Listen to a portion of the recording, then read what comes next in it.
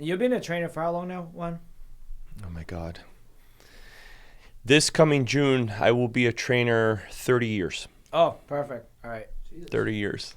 I'll be 50 in June, and that around the time that I hit my 20th year, I started working as a trainer.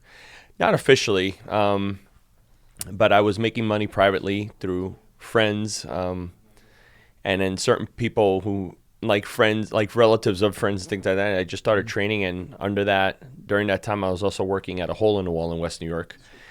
The owner of the establishment, who turned out to be my first mentor, Alfonso Duran, he brought me on board, and at the time, it was just training bodybuilders. Wow. Are And you guys recording this? powerlifters. Oh, perfect. I was like, wait, this is really good. No. Yeah. Description. Yeah. And Start the intro. oh yeah, and it was the place was called Unlimited Fitness Center, and it was like I said, you went in there, and then it was like just all business. It was all raw iron. My first official job there was just like cleaning the place up. I was cleaning bathrooms, cleaning the mirrors, all that stuff. And he just told me, he's like, just watch, and I did, and I was fascinated by the whole. I was fascinated by the progression of the human body, how people get stronger and how the body responds to it, whether getting bigger, whether central nervous system just recruiting better, just moving weight that was initially so heavy now like flypaper, and I was just fascinated by it. And of course, on the personal side of it, I grew up overweight, and once I took to it and I saw of course I did it, in a non-educational way. I just ate less and exercised more. I mean, my diet wasn't anything special. Like, it was just less of what I already ate. And in that is where I was one of the lucky ones where that's where the magic happened for me. I was like, it doesn't have to be complicated. Nothing has to be complicated. Whether it's through exercise or through nutritional habits. Of course, everything has an optimal stage, optimal way of executing, but I learned a simple way, and I was able to enhance from there in terms of what I already knew. Oh, I love that, man. That's so old school. Like, nothing better than old school gym where when you walk in, you're like, did I get my tetanus shot? Like, am I gonna get like 100%? Sick? But like it's the best kind of environment. Right. No air conditioning. No, but people are there to work. And yes, that's the whole point. They're there to work. It's a dungeon. It's not a gym. Like what we have now is I just came back from Dallas, and they have literally influential kind of gym. It's a techno gym. So a friend of mine was like, hey, I'm gonna take you to my gym. I was like, cool. He was like, yeah, it's an EDM gym. I was like, what does that mean? What does that mean? You walked in, and the whole thing, the lighting is just created like for you to take selfie, right? The spotty lighting's everywhere. I'm being serious. There's a DJ booth in the middle of the floor, and they have live DJ at 7 a.m. every morning, and then there's live DJ at night. So the whole thing is like a club experience, but with lifting. And to me, it's like, wow, that's good, but it doesn't beat the old school like pump, like like the pumping iron kind of vibe. Yeah, no, absolutely. Yeah. I quote from the movie all the time. Yeah, there you go. Could you believe how much I'm in heaven? So yeah, no, I mean, once you got into, let's call it fitness for now, but once you got into that, pumping iron was like, it had to be. You had to. I always tell people, I'm like, if you're really going to be a personal trainer for the ages, and you're going to relate to all generations, I highly recommend 3 things. Number 1, a copy of Pumping Iron. Watch it 20 times. Number 2, Arnold's Encyclopedia of Bodybuilding. You'll almost learn everything you need to know in that book. And number 3, a copy of Rocky IV's soundtrack. Yes. Once you have those 3 things, you're basically on your way. Yeah. So because you've tapped into a certain energy that a lot of people these days, when they go work out, when they go train, you could tell that there's a certain intensity that's missing because you're putting on a show. Now it's all show. Anybody that gets knee deep into, even neck deep into what they're trying to do in a gym environment, a certain transformation, if you will, there's no time for the selfies. There's no time for the video logging. Because you just don't want to be bothered. You don't want to draw any attention to you, and you certainly don't want to. it sounds funny these days, but you almost don't want the attention because it becomes your journey. It's no one else's business. You know, it's yours. You want it to be yours, and to hell with everybody else. You know, and you can't tap into the emotional aspect of it when you're sharing it with everybody else. Yeah. That's just where I come from. I'm like, when you're in a space where you're really trying to better yourself, to me, in any form. Yeah. I mean, there's support, you know, you have your support, your teachers, mentors, things like that. But I guess the reason I'm saying these things is because I am very self-taught. I really learned everything on my own. Like once, like I said before, I had a mentor by the name of Alfonso, but I took it way beyond after that, and I spent a lot of time in solitude, where once I hit 21, I was spending a lot of time alone. My friends were going out, they were hanging out, they were going to frat parties here and there every Tuesday and Thursday night down at Rutgers, and I was just digesting every book I can get my hands on. And whether I understood the language or not, it didn't matter to me. Like, I just kept practicing what they were preaching and trying to see what worked for me and what didn't. And for a long time, I just really kept to myself about that. My only priority was to become the best trainer. Excuse me, the best trainer I could be. You know, I didn't want to be I didn't want to be someone else. I wanted to be me. You know, where was this going to take me? Because I knew I didn't have a brain that can sit down and break down all the terminology that you see nowadays, or that you saw back in the day too. Like, I look at you, for example, and regardless of the age, I look at you, and to me, I look at you as a god. You know what I'm saying? Because it's like, I know, like, we may be in similar fields, but you'll always have a leg up on me, because I feel that you really dove into the human anatomy a lot more. You need to know all the little dots that connect, where you know, my job is more, for a lack of a better word, superficial. And I don't go as deep as you do. I have no business doing that, actually. Or a lot of trainers believe they're physical therapists. I know that I am not that. I don't even dare pretend to be that. I refer out. I refer out a lot. You know, once there's something going on, like, you know, I'll have a certain knowledge in terms of staying away from things that are contraindication. Thank you very much. There you go. See, I rest my case. And but once I feel like there's a real problem, like we have physical therapy at the gym upstairs with Dr. Goldman. And I'm like, you might want to go upstairs for this one. And of course, I have 2 clients right now that do see physical therapists there, and then we share, you know, each other's data, like what we're picking up on. One therapist in particular, her name is Haley there, and her and I work like a charm. And she's always afraid to step on my toes. I'm like, no, you're the master here. The moment there's an issue, that goes beyond my practice, you're in charge. And I'm here to support your work, because ultimately what we both want is for the client to feel better. You know, it sucks to live with pain. It sucks to, you know, deal with that. It alters someone's mood when they're dealing with pain on a regular basis. They don't sleep well. They don't think well. They can't move like they need. And, you know, they become a lot more sedentary because they're just trying to avoid it. And then even being sedentary hurts. It's like, so we just want to get rid of that. You know, so I know my role.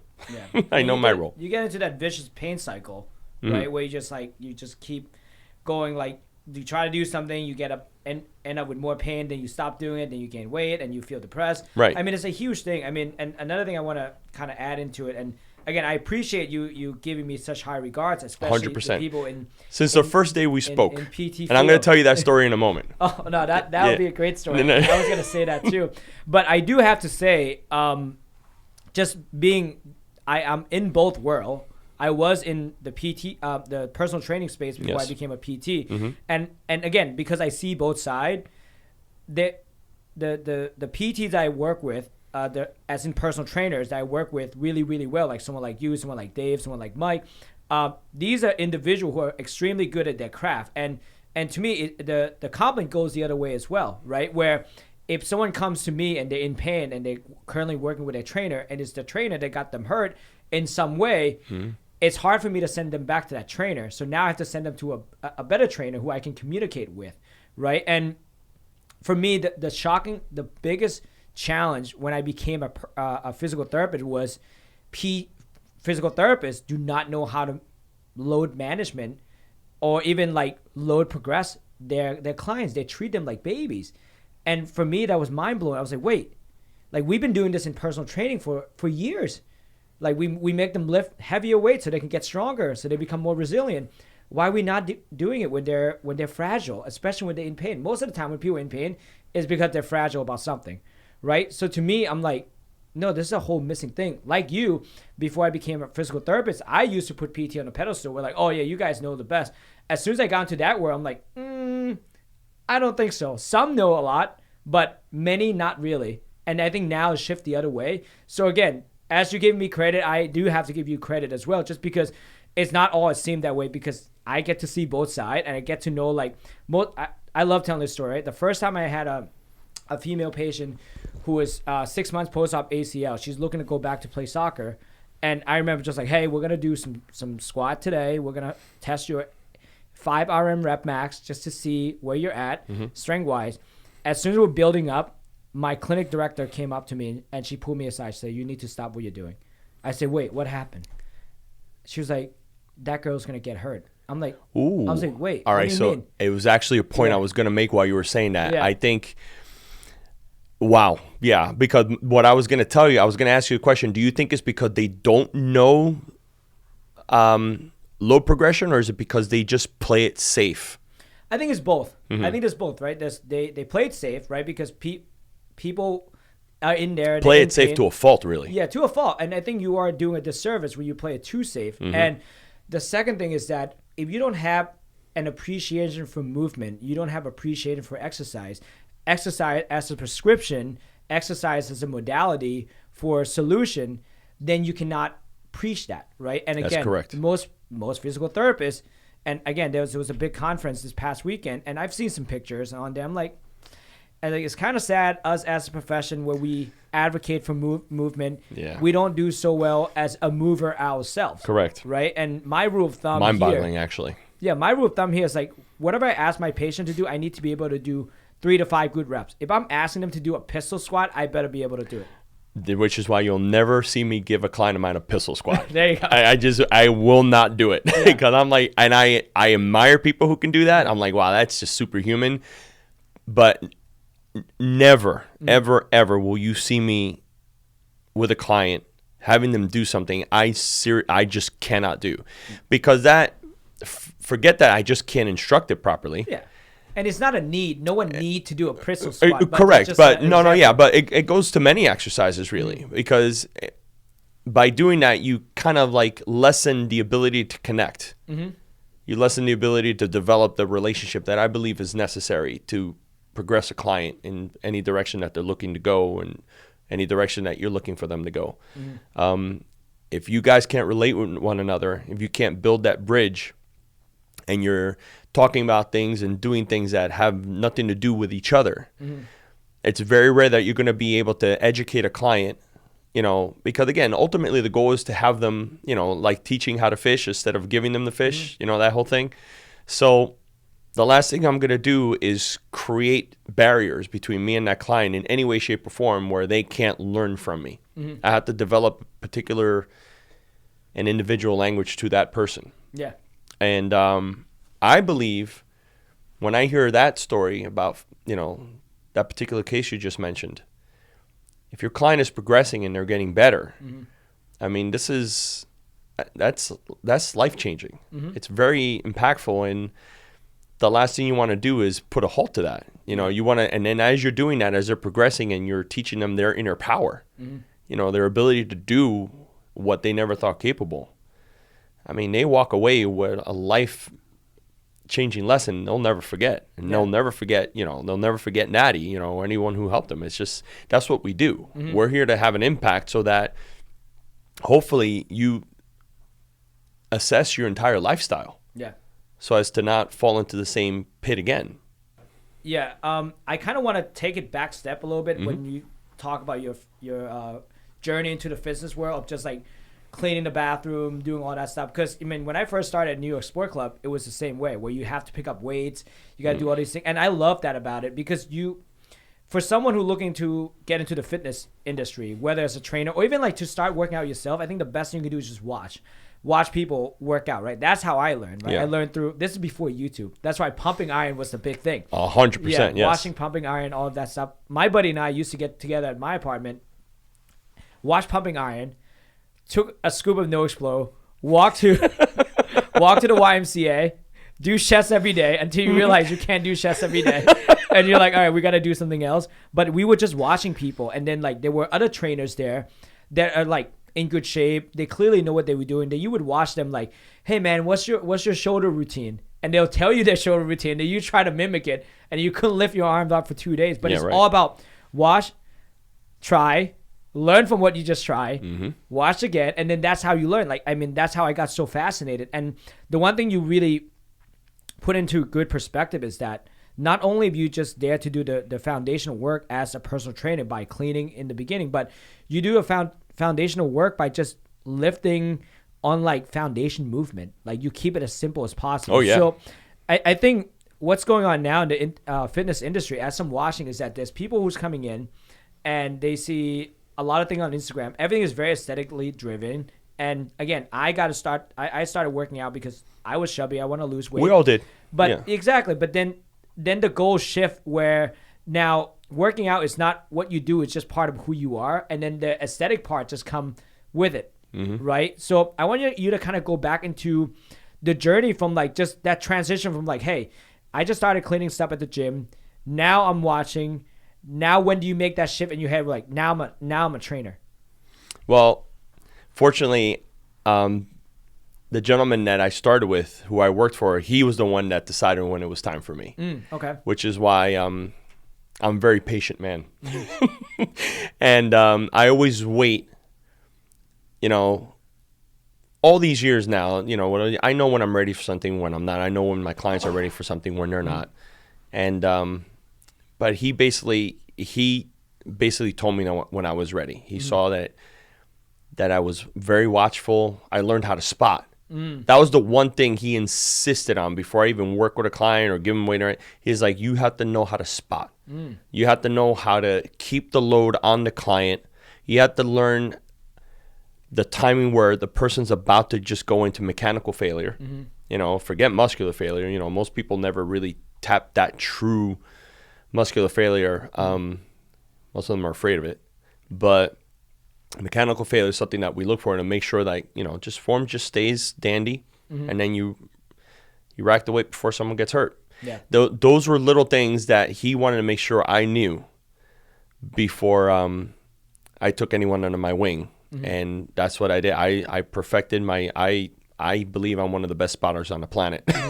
And in terms of like, if I could see the form when it's about to go, I'm like, all right, we got one more now. I can always read people in terms of like their ability to handle a certain weight. There's one client of mine, his name is Ben, and he's always fascinated by how I know the exact weight that I'm going to use for the exact number of reps. I'm like, well, I've been watching you. Because I always tell people, I'm like, listen, I have a relationship with you, and then I have a relationship with your body.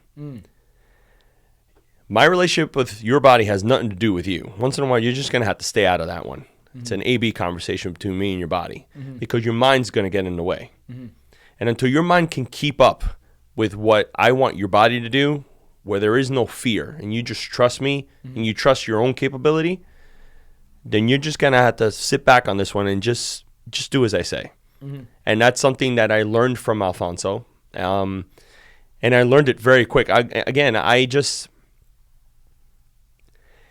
had a dream when I was growing up. There's something I wanted to do. I wanted to serve in the military, whichever branch, it didn't matter to me, but most likely Marines. And then I wanted to come back home and I wanted to be a cop in West New York, my hometown. This is what I wanted to do with my life. My parents had other plans. And when you grow up first generation in this country, you don't really question your parents' plan for your best interest, if you will. So I stepped away from that dream, and from third grade they were grooming a doctor. They wanted me to be a doctor. Wanted me to be a doctor of what, I have no idea.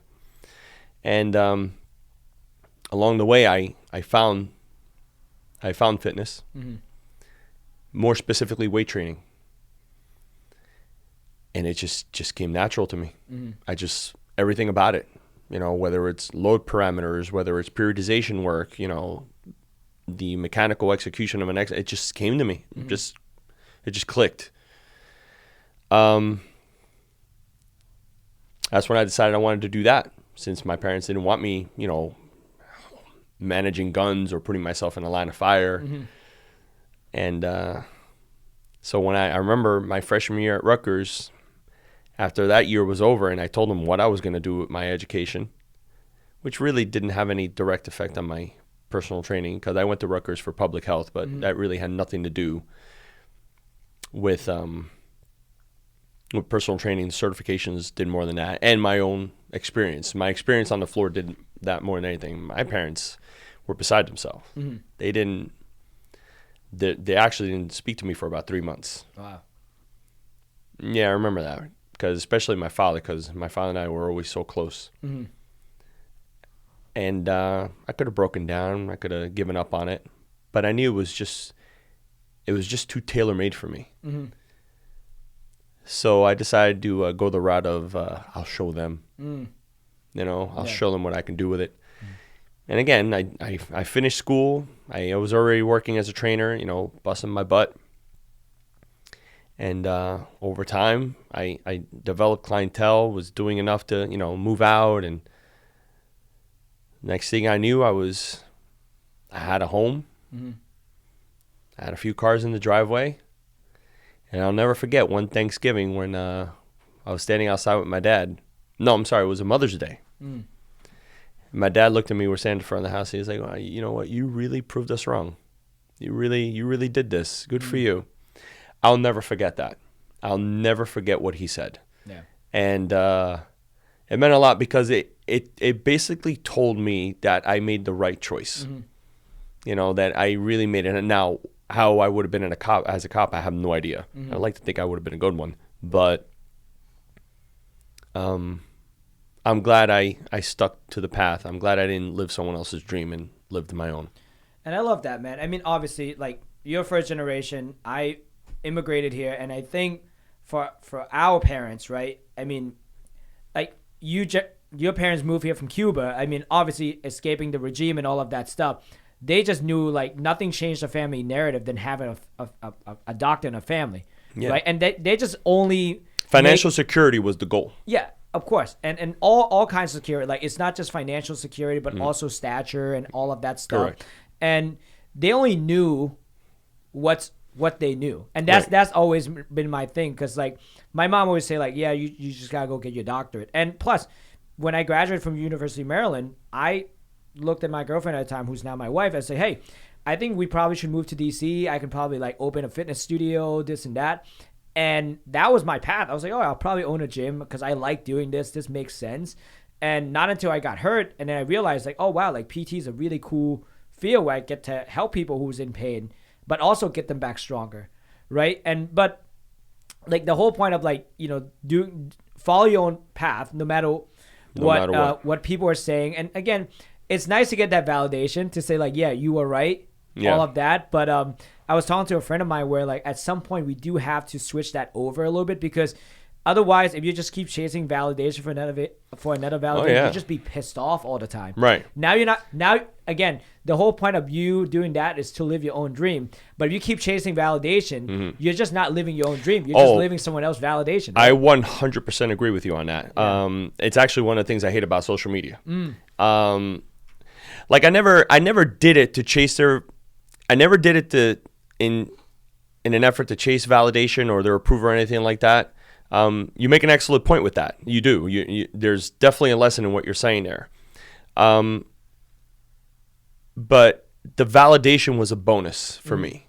It was just simply a bonus, because my whole life I just wanted to do what was best for me without stepping on anybody else's toes.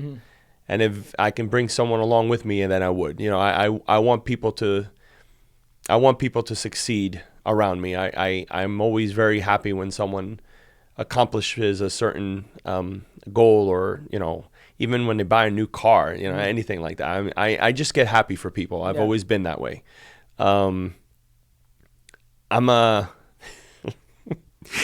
I would like to think of myself as a happy person. I know that's, you know, anyone who knows me would probably like, no, you're not, because, you know, we all deal with certain demons here and there, but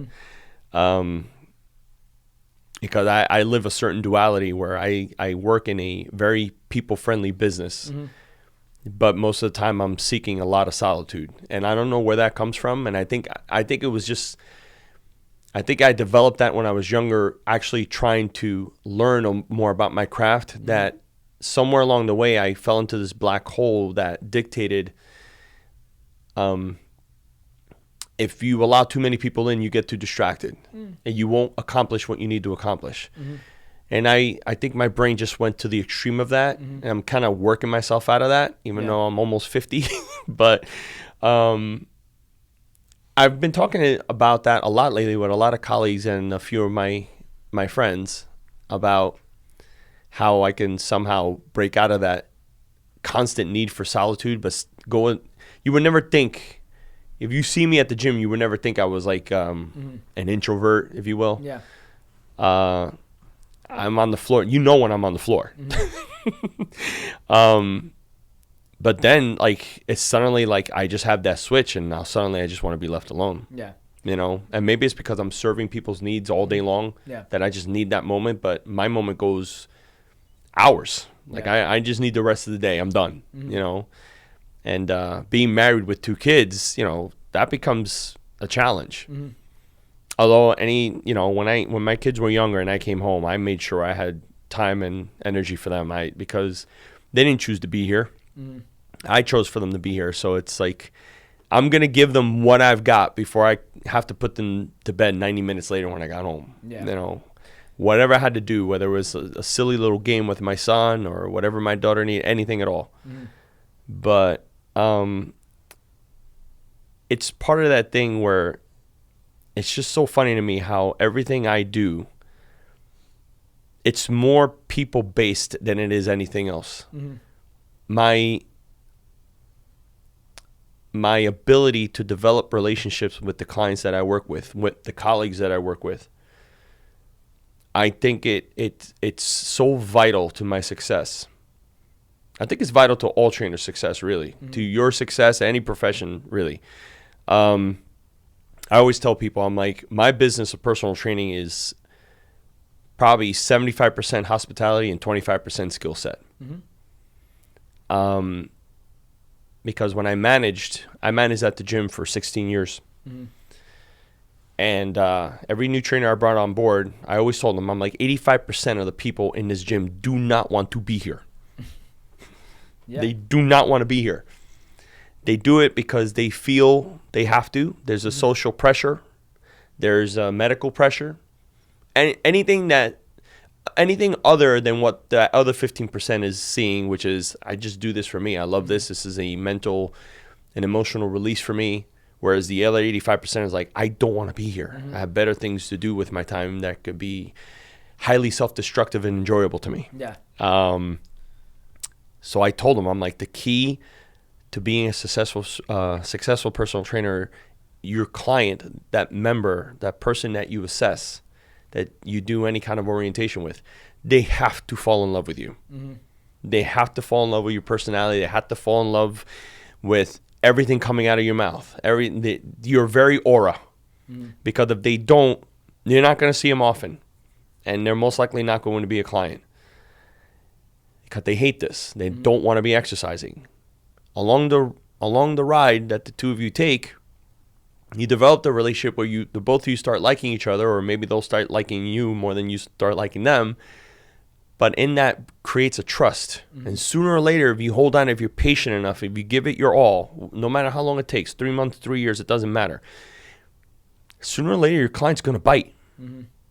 And the next thing you know, they're going to, everything that you've ever wanted for them is going to manifest physically.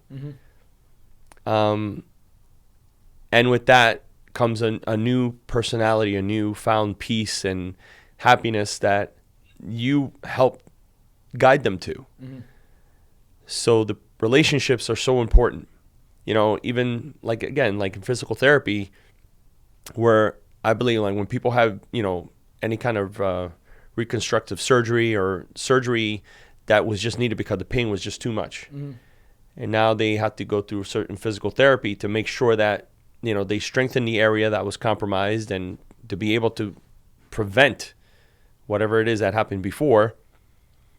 You would hope that the people, it's not just enough to go and see you. They have to practice what you're giving them at home. Yeah. You know, they have to do their exercises. They have to keep doing these, and then eventually they have to go to a more foundational strength program. They're like, all right, now we got that part. Now we just have to keep this going. Yeah. If they meet someone like you, where you have an impact, where you're like, Natty has shown me that changing my life will prevent the pain. My life will be better because of Natty. My life will be better because of the education that Natty has given me. I mean, my God, you have to live it to understand it. No, and I've learned so much as a trainer that I apply in the physical therapy world, just because it was a lot of missing pieces, right? The one thing you hit the nail on the head is trust. Like, to build trust is huge. And while you say like people are 85% like showing up to the gym begrudgingly, I say people are like 99% begrudgingly showing up to PT because they're in pain. 100%. Yeah, yes. And I always say, like, listen, it's our job to make the hard stuff fun. Like, as soon we change the narrative of like, hey, you're doing this because you're in pain, your doctor told you to like, hey, I'm looking forward to this, that's where you win.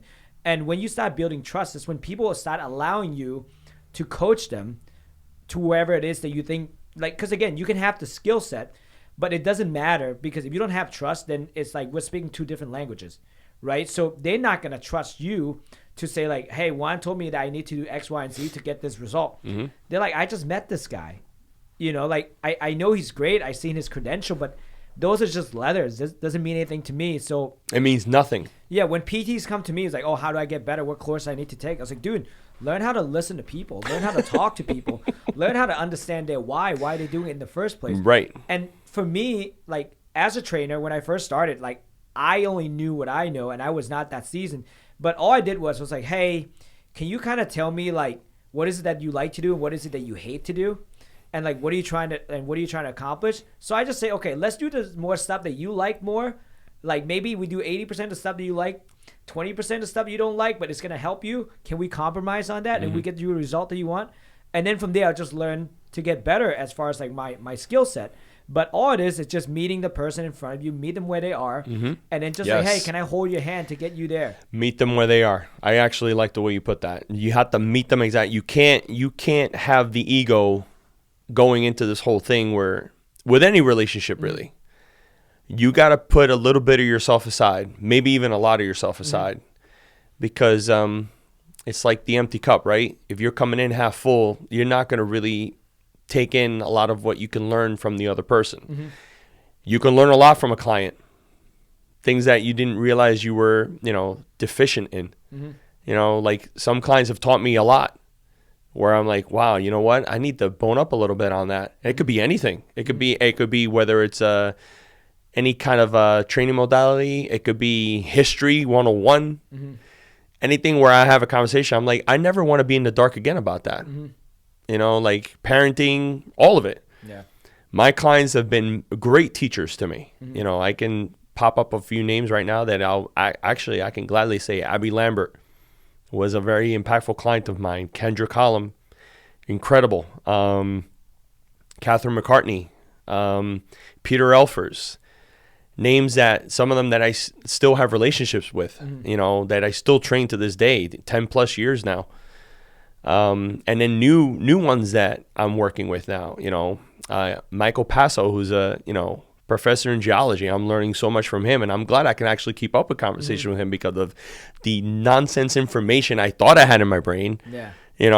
I picked up over the years, and him and I can speak, and we have a good time, and it's just what you can do in this profession is, like, for lack of a better word, it's just purely magic.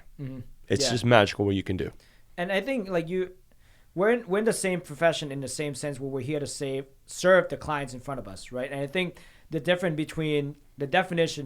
difference between customer and clients that with clients, you actually have to protect them. Yeah. And the whole point of protection is to serve them with the right knowledge, with the right skill set, with the right path to help them get to where they need to be. Mm-hmm. And in that sense, if you're very serious about what you do as a fitness professional, as a PT, whatever it is that you're going to do, you need to have that ownership of the interaction, the result, and the relationship. Mm-hmm. And like what I learned, like just being in the fitness industry for so long and seeing the shift is like there's more self-aggrandizing element with trainer now.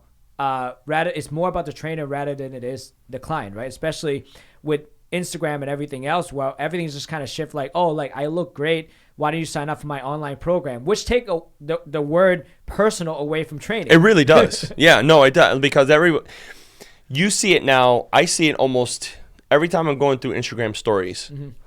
Every 2 or 3 Instagram stories that I go, I see an ad about personal trainers, online personal Mm-hmm. trainers. You could be making such and such. I'm a purist. Mm-hmm. I have to have somewhat of a presence and a hands-on kind of situation, and I may be a dinosaur. Mm-hmm. But again, when you look at these guys, you always see the one thing that they're focusing on is increasing the income. I'm like, I don't want to increase the income and miss out and forget why I got here in the first place. Mm-hmm. So while you're focusing on me making, 3 times the amount I make now, I'm like, but I'm happy. Mm-hmm.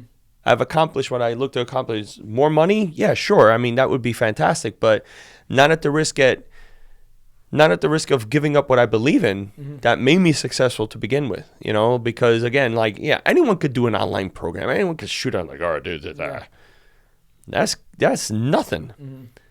Like I said, most people don't want to do it. Mm-hmm. So I'm going to sell you that. Like, I take your money. I'm like, every program, I'm like, all right, $199, please. Mm-hmm. I give them that. They never step foot in the gym, or they go there for 3 weeks and then they're done. What did I do? Yeah. I got richer, but I did nothing to serve the community that I promised I would serve. Yeah. And I think that's why it's part of you being ethical, right? Yes. And you have an ethical standard of how you want to achieve your success, whether it has to do with financial success, but there's also a sense of pride and ownership attaching to your craft. Like, yes. The way I talk to people is like, hey, you want to make X amount of money. Okay, but what is it about you going about getting that money? What are your non-negotiable when it comes to your ethics and your value? Right. Right? And if you just want to make money, but you don't care about the outcome of the patient or the clients, then of course you're going to make money, but you're not really doing anything meaningful. Right. And I think for those, I mean, marketing people are just really good at marketing, and They they're are. always marketing at the pain point of financial stuff, right? And I think where you have to look at it kind of deeper of like, okay, cool, like I want to get into this field. Why do you want to get into it? To make money? Like I tell people, if you want to make money as a trainer or as a physical therapist, you don't. Like you this is a profession of helping people. That's correct. If someone come to me like, I'm looking to make X amount of money, I'm just like, all right, dude, good job. Like go elsewhere. Because if that's all you want to do, Right. There's other places that are going to pay you. But if you want outcome, you want to help people, you actually wants to help transform someone's lives, then this is probably the best place for you. If money was at the top of my list, I most likely would have never become a trainer. Mm-hmm. Never. Yeah. I knew I wasn't in it for the money. I was hoping to God I can survive doing it. Mm-hmm. And I proved that I could. And there are a lot of trainers that I've seen come and go that thought they could be trainers, but suddenly now they're doing other things because they just couldn't, because they were missing that one factor, and that is to care. Mm-hmm. And it sounds incredibly elementary, but some just don't care. Mm-hmm. They don't care enough to provide a little bit of themselves to their client in terms of opening up and developing that relationship. They don't care enough to continue to improve on their craft.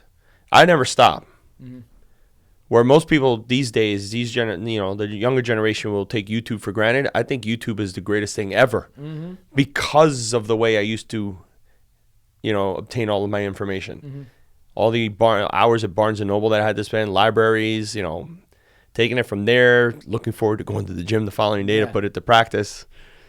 Now I see all these resources via YouTube, via Instagram. I'm like, this is amazing. This is great. And then they're speaking your language, and some of them even speaking in a way that you're like, yeah, that's exactly how I thought too. That's exactly how I look at it, but never knew how to put it into words until I heard you. Mm-hmm. There's a guy that I absolutely love. His name is Dr. Mike Israetel. Oh, yeah, I love Mike. Yeah, I adore that man. I met him a couple of times. He's great. Did you really? Yeah. I'd give anything because I love that guy. He speaks my language, speaks it. And when I ran into Renaissance periodization, I just love it. Mm-hmm. It is so, when you look at it, their premise, their business, all of it, the way they go about, whether it's nutrition, whether it's exercise, it is so simple. Mm-hmm. It's ridiculous. But it's highly effective. Yeah, and again, he's able to take really, really complicated information, put it in bite size where people can actually. Oh my God, yes. Like digest and talk massive about. talent for it. And this is so funny, right? And he's a smart dude. And we're in the people business, and you're talking about your clients that you have impact on you. Yeah. I had a personal training client who used to train with Nick Shaw, who is the owner of. Nick Shaw's the owner. Yeah. And he connected me with Nick Shaw, and I ended up meeting Nick Shaw and also Mike at an event. So I was like, oh man, that's really so cool, man. Like, I mean, in the field, this is a rewarding part of like connecting Jealous. with people. Yeah. Working with people, they get to connect you with all different resources. But to go back to your point, the secret sauce is to care for the other individual. And I always say this on my team when we hire someone, anyone, any position, is that they have to care. They have to care for the patient. Whether you're on a media team, you have to care for that person. You want to capture them in a good spot where they're actually working really hard because you care for them. You want to root for them. And I've seen people who, again, doing it for the money. When it's funny, like as I'm getting older and I'm reading more books and autobiography and such, the most people that are doing really, really well when it comes to financial success, they don't care about the money in the first place. They just do it because it's right. art. I've always taught my kid. I always try to teach my kids that. I've even had discussions 1,000 times over with my wife, where I'm like, you cannot think about the money. You just can't. You can't be doing it for the money. You can't be worried about it because you'll quit before you ever get to tap into the potential that you first saw about this whole venture. Yeah. Right. And it's funny because I wanna reel it back a second, and the care for your client, for your patient is important, but there's something that comes before that. The care and self-respect of you. The reason why I care for my client is because I care about me. I care about being the best trainer I can be. I want to have the self-respect to become better at my craft when I have the opportunity to do so. Caring about me first and foremost will put my client in a very, very good position. Because if I have that kind of self-respect to be better, then you can rest assured I'm going to care that much more. I won't be pretending to care like a book told me you should care about your client. Yeah. Because of who I am and what I believe my worth is, my client is going to benefit highly because of that attitude. Yeah. And I tell people all the time, forget the money, forget the validation, forget everything the outside world can ever tell you. Seek your self-respect, establish it. It is your greatest asset. If you have self-respect, there is absolutely nothing that you cannot do that you put your mind to. You are going to get better. You are going to do. Now, if it's not something you want to do, then move on to the next thing. Your self-respect will teach you that. Your self-care will teach you that. And like, oh, this is not my venture. This is someone else's. I'm going to find what's good for me. Yeah. I did that. I had the self-respect at a very young age to know what I didn't want to do. And it came with a risk. I admire you more than you can possibly imagine. Well, I appreciate that. No, and there's two examples of that. I interviewed you for a job at the gym. You know I was going to bring this up. Yeah, I was definitely going to bring this up. I was like, I got to bring this up. So it's funny. So I interviewed you. That's got to be like 2000. My God, this is a long time. Yeah, 13, it feels like ages ago, right? Yeah. Matt Peters, like this kid is awesome. And we sat, we spoke, whatever. And I'm like, this kid is beyond. I think this kid probably has 2 steps ahead of me, really. Me being already trainer for so many years, manager, blah, blah, blah, blah, blah. I never had that ego where I couldn't see what you can teach me. And then I remember calling you, letting you know you had the job. And I was terrified all at the same time because I wanted you on the staff. I felt like you interviewed for the job, but I felt like you were on a different path. Like I felt you weren't really 100% all about working there. That was my feel. I don't know. I could be dead wrong about that.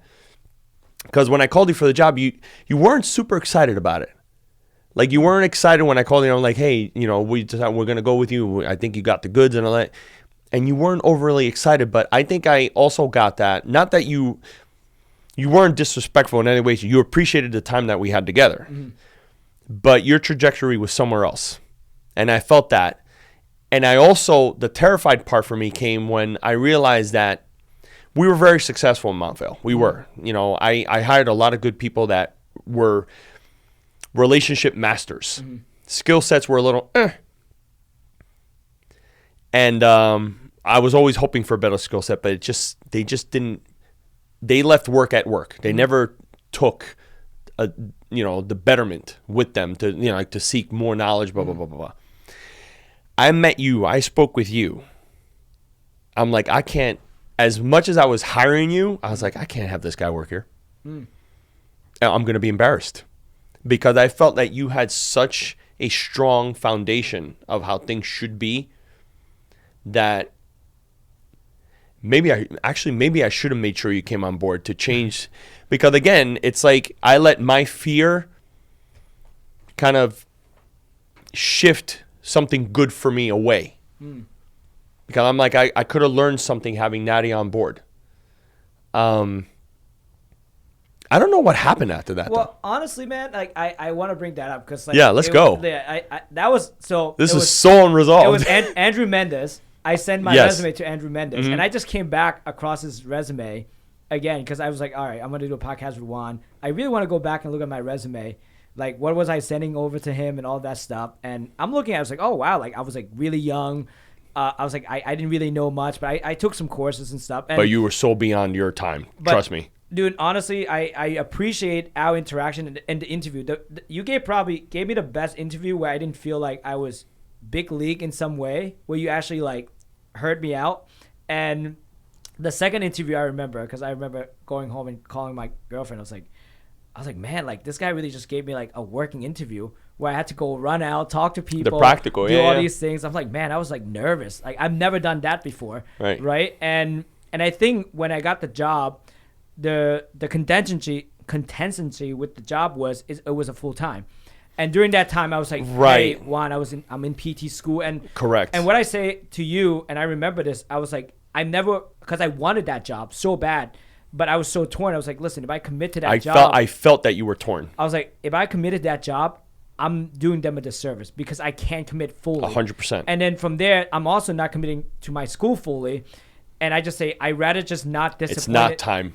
And I don't want to ruin a relationship. Because right now, if I say yes, and I came in, I half-assed it, I still juggle school, you and I might not have this great relationship we have right now. Right? Because then you might have been saying, hey. I doubt it. Because, again, relationships, it comes.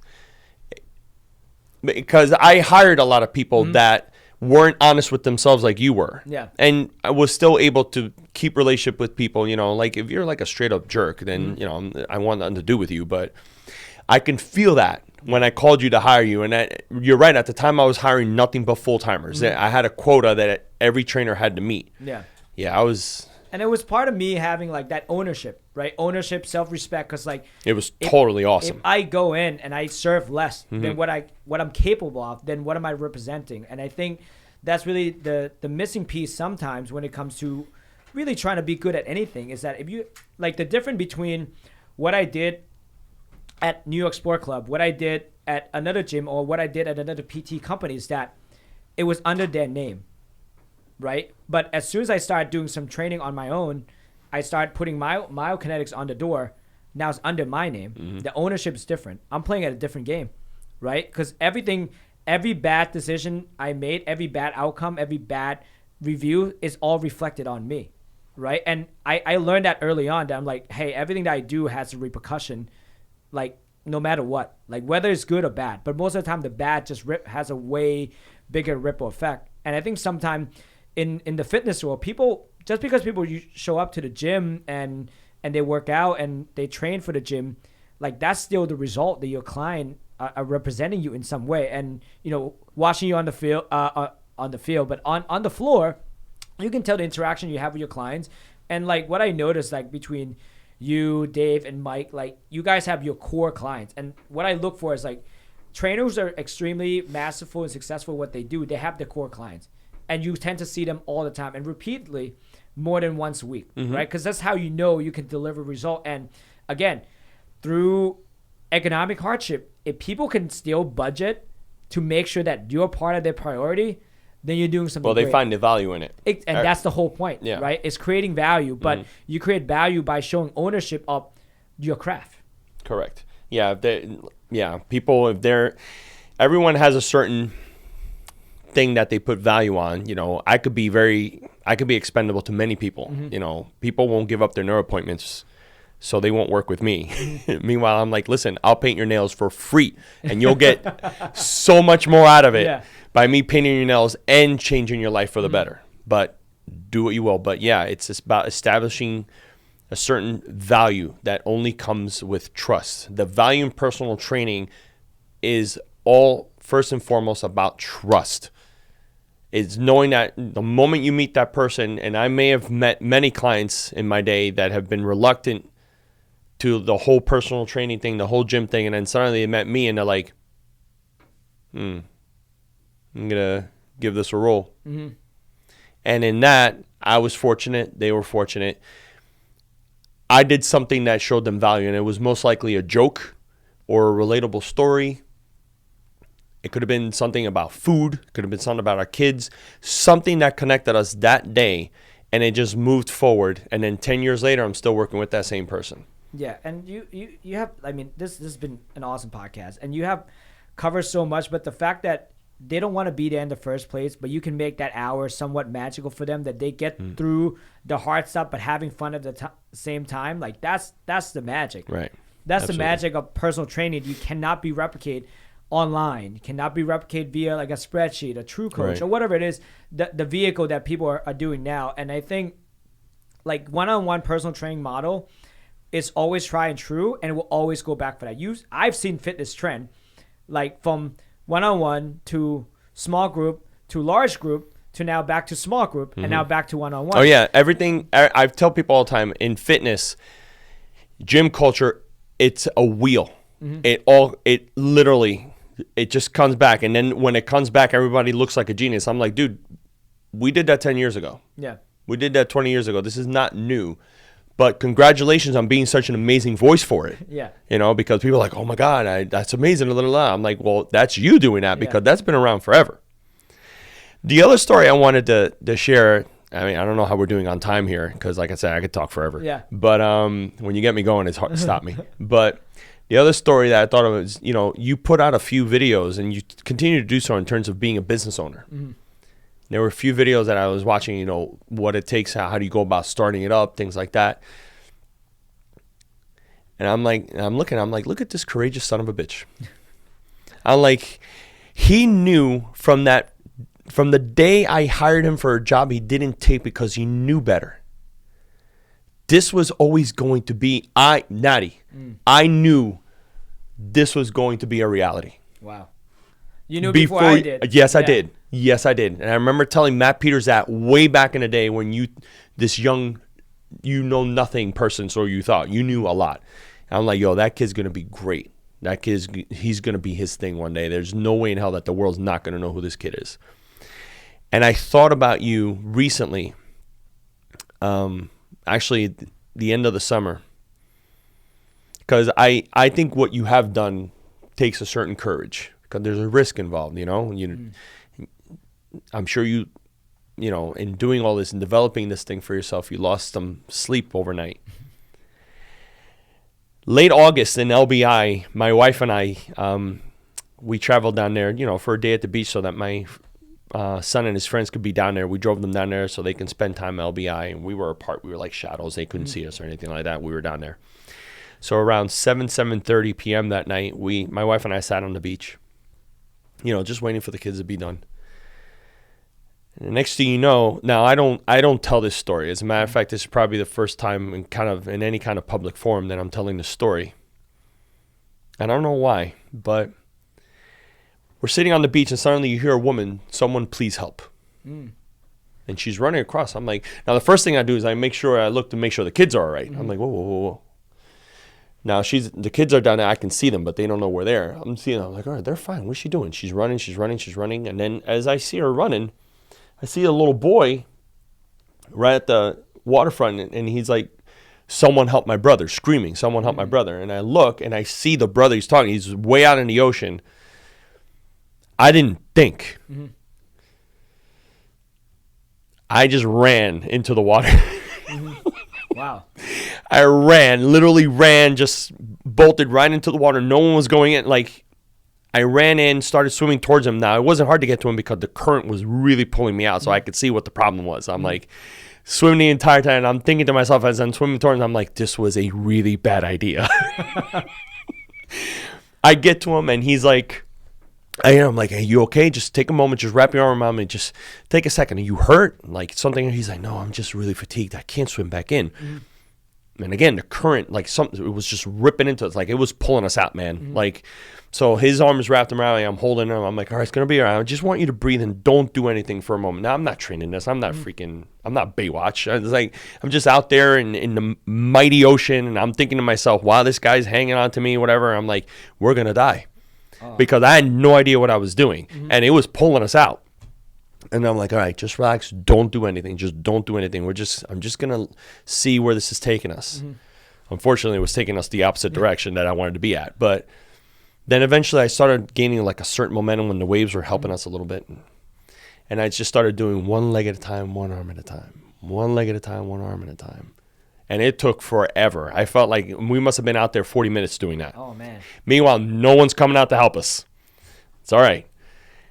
Finally, I do the one stroke with the leg, and I caught ground. I'm like, oh, thank God. I started digging my heel and pulling my leg and just pushing him forward. And finally, where we were like kind of here, people started coming in, and I was like, "You're going to be fine." And I like shoved him, and he was safe, and I was just floating for a moment because I was wiped. I had no energy Thanks left. for showing up after all the hard work's done. Oh my God. Yeah, well, they did. And, I was just glad to see them.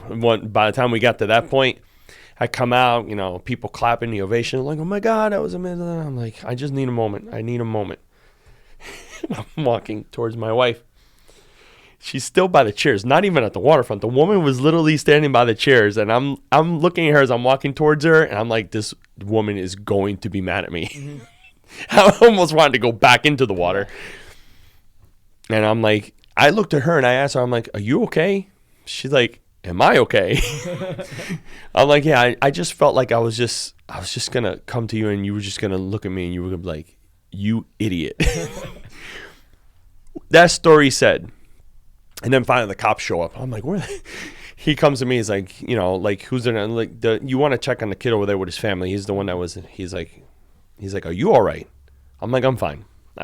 I just need a moment." I've been thinking about that story when you started putting out your videos. I'm like, what is courage? I ran into this water without thinking. I don't know if you call that courage or not. I don't really care. All I knew is that I did what I felt I had to do. And if I would have put any more thought into it, maybe I wouldn't have ran in. But sometimes there is no thought to anything. You just do it. I look at your videos and I say to myself, I'm like, while some people may be like, "Wow, that was so courageous of you." I'm like, no, it wasn't a courageous act because I didn't think. I just did it.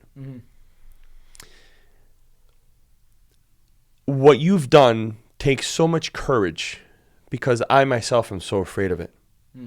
I think about it. I sit down with it, and I think about, the overhead and staff and liabilities and insurance and all this stuff that some of it might be beyond my scope of understanding and handling. And it's also just so overwhelming to me. And then I look at you doing it. 10 years ago, I was like, yeah, of course he's doing it. He's got the know-how, which I always saw. He's got the courage. He's got the determination, the knowledge. Just he's him, as they like to say these days. Oh my God. I'm like, this guy is exactly where he should be, and it's only going to get better.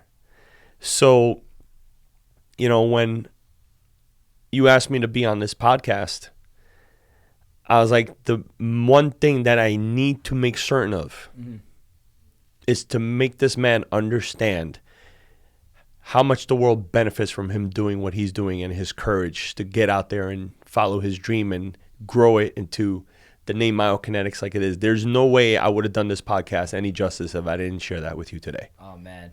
Oh, thank you so much. You're very welcome. That means a lot to me, man. I think what you did was super courageous. Yeah, it's just funny how I relate, how I made the connection with your journey to this, to that. Like, it didn't even require a thought. It just naturally happens. And I shared this with a friend of mine recently. I'm like, it's like, I can't believe that I'll do something like that because I was just dumb and didn't think. But I look at Natty and I'm like, this is just amazing that I saw this potential in this young man years ago, and now I can see that I was so right about him, and I'm just glad that he had the courage to follow it, to have the self-respect to make the decision that you made 10 years ago. And it's an honor for me to be sitting here right now. No, listen, man, it's an honor for me to have you. And I think, to me, just to answer your question, for me, it's always scary for me to put out any content, but I think really courage, it's amazing content, by the way. Thank you. And courage is really just, to me, is showing up. Like, just showing up what I was going to do. Like, you showed up for that kid, because otherwise that wouldn't happen. And I think, in a way, with what you do for your clients every single day, even, as a trainer, as a father, as a husband, that's courageous. Like the way I looked at it, like, my matrix of success every single day when I wake up, it's like, am I going to follow through with what I'm saying I'm going to do today? Right? Am I going to, am I going to do what God put me on this earth to do? Because at the end of the day, what I'm sharing my message is the knowledge I accumulated from other people. And the way I looked at it is that because they share that with me, like, who am I to withhold that knowledge that they share so freely with me? Why don't I just share with other people? Like, I think I'll do the world a disservice by not sharing it. And that's really put me over the edge. And part of me asking people to come on this podcast is to kind of just really show, like, that it's not hard to do this thing. No, it's not. Yeah, and it's not. And that's the whole point. The whole point is to, like, this whole, when you watch podcasts, when you watch Joe Rogan, there's have that whole Wizard of Oz element into it, right? But when you show up, we have a set, we have people recording this, like, it's just not really. It's not that hard. And before I have a media team, it was just me in my apartment. And I think me pushing you to come here, and I asked you multiple times, and it's the reasons because I remember you wouldn't know about this, but I'm kind of shy. You did a video over the summer for the gym, and I was like, Juan, like, that's really good. It was well articulate. I think you sent a really good message. And a part of me, as I'm pushing you to come on, it was like, I think the world deserves to hear more about your story, what people need to hear, because you have a gift that you should be shared with the world. And selfishly, I ask you to do the same, where I say, hey, as you applaud me for being courage, I would applaud you for being courage, for showing up for your clients every single day. But I would also ask a step farther, for you to keep sharing your voice, to keep sharing your knowledge, especially, be the Alfonso for the next generation that might not even know you. And to me, I don't know how else to end that podcast, but on that note, because I think you have so much gift, you're so passionate about what you do. And I think that would just be a great addition, legacy to what you're at, Bill. So for that, I absolutely appreciate it, man. As a Thank human you. being, as a friend, as a brother, I appreciate it so Feelings much. Thank mutual, you my for friend. coming on the podcast. Thank you for and having to me. make it happen. This Yeah. was fun. This is awesome. Thank you, man. I appreciate it. Appreciate you, brother. Yeah. Thank you so much.